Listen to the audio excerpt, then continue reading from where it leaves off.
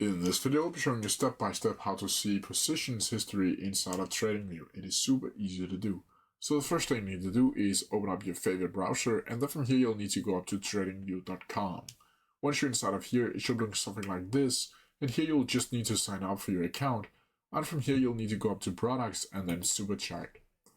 Once you're inside of the super chart, it should look something like this. Now from here you'll need to connect to your broker, and to do that you'll simply need to go up to the right hand corner to go up to trade, and then from here you'll need to choose the specific broker that you want to connect with. So each of all of these will work.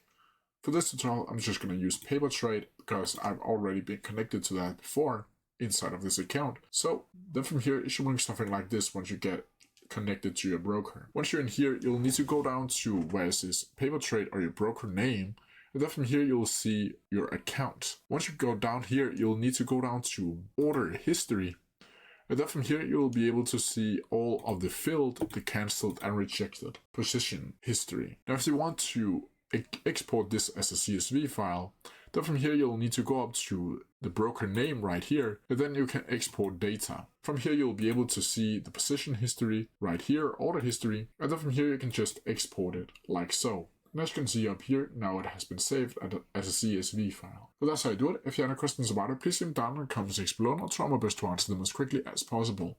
See ya!